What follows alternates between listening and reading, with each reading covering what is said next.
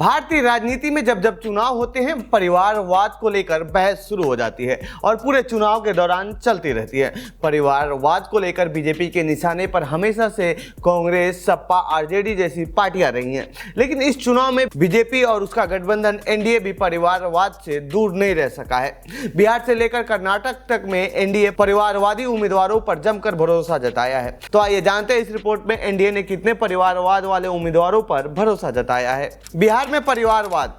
बिहार में एनडीए ने 40 लोकसभा सीटों पर अपने उम्मीदवारों की घोषणा कर दी है। जो कि बीजेपी परिवारवाद का विरोध करती रही है, उसी बीजेपी का गठबंधन एनडीए ने 40 में से 11 ऐसे उम्मीदवार उतारे हैं जो कि राजनीतिक परिवार से आते हैं। इन 11 में से 4 बीजेपी के और बाकी सहयोगी दलों से हैं। बीजेपी की बात करें तो इनमें मधुबनी सांसद हुकुमदेव नारायण यादव के बेटे अशोक यादव को उम्मीदवार बनाया है। पूर्व राज्य भाजपा प्रमुख संजय जायसवाल को बीजेपी ने पश्चिमी चंपारण सीट से अपना उम्मीदवार बनाया है, जो कि पूर्व सांसद मदन जायसवाल के बेटे हैं। सुशील कुमार सिंह जो पूर्व सांसद राम नरेश सिंह के बेटे हैं, जिन्हें बीजेपी ने औरंगाबाद से उम्मीदवार बनाया है, और पूर्व सांसद सीपी ठाकुर के बेटे विवेक ठाकुर को नवादा से खड़ा किया है। नीतीश चिराग ने जताया परिवारवाद पर भरोसा। तो वहीं जेडीयू ने पूर्व मंत्री वैद्यनाथ महतो के बेटे सुनील कुमार, पूर्व सांसद आनंद मोहन की पत्नी लवली आनंद और पूर्व विधायक रमेश कुशवाहा की पत्नी विजय लक्ष्मी देवी को उम्मीदवार बनाया है, जो वाल्मीकि नगर, सीवर और सीवान से चुनाव लड़ रहे हैं। तो वहीं सबसे ज्यादा परिवारवाद पर भरोसा चिराग पासवान ने जताया है। उन्होंने अपने परिवारवाद वाले कैंडिडेट को मैदान में उतारा है। इसमें उनके जीजा अरुण पासवान, शांभवी चौधरी, बीना देवी जैसे नाम शामिल हैं। हालांकि उनकी पार्टी के अंदर भी इसे लेकर विरोध होने लगा है। यूपी में भी परिवारवाद से अछूता नहीं रहा है एनडीए। यूपी में बीजेपी हमेशा से परिवारवाद को लेकर समाजवादी पार्टी पर हमलावर रही है और अखिलेश यादव की राजनीति पर सवाल खड़ा करती रही है।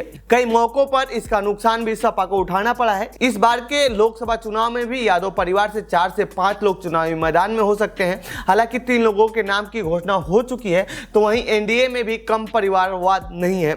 यूपी में बीजेपी की सहयोगी पार्टियों में आरएलडी, चौधरी चरण सिंह परिवार, निषाद पार्टी, संजय निषाद परिवार, अपना दल एस सोनेवाल परिवार, सुहेल देव भारतीय समाज पार्टी, राजभर परिवार, इन पार्टियों ने अपने टिकटों पर परिवारवाद के लोगों को उम्मीदवार बनाया है। इसमें बीजेपी को नुकसान उठाना पड़ सकता है यदि वह परिवारवाद पर हमला करती है। तो कर्नाटक में भी परिवारवाद। कर्नाटक में तीनों प्रमुख दल कांग्रेस, बीजेपी और जेडीएस ने अपने नेताओं के परिवार के लोगों को ही टिकट दिया है। यहां पर बीजेपी, कांग्रेस और जेडीएस ने मिलकर करीब 2 दर्जन से ज्यादा ऐसे उम्मीदवार उतारे हैं जो राज्य के प्रभावशाली राजनीतिक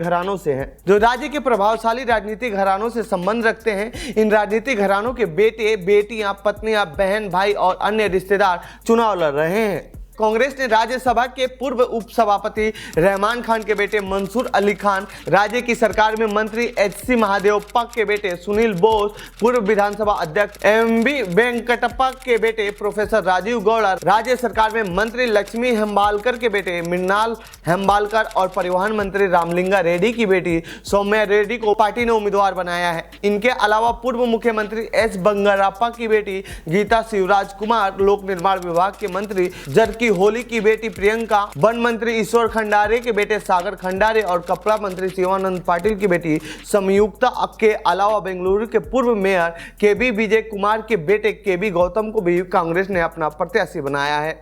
बीजेपी कर्नाटक में परिवारवाद के मामले में बीजेपी भी पीछे नहीं है। इसने भी जमकर परिवारवादी उम्मीदवारों को मैदान में उतारा है। इसमें पूर्व सीएम एसआर बोमई के बेटे वंशराज बोमई, पूर्व सीएम बीएस येदियुरप्पा के बेटे और कर्नाटक बीजेपी के अध्यक्ष बीवाई विजेंद्र के भाई बीवाई राघवेंद्र, पूर्व सांसद श्रीकांता दत्त, नरसिम्हा राजा वडियार के दत्तक पुत्र यदुवीर केसी वडियार के अलावा चिक्कल बल्लापुर जिला पंचायत के पूर्व अध्यक्ष के बेटे के सुधाकर को बीजेपी ने अपना उम्मीदवार बनाया है।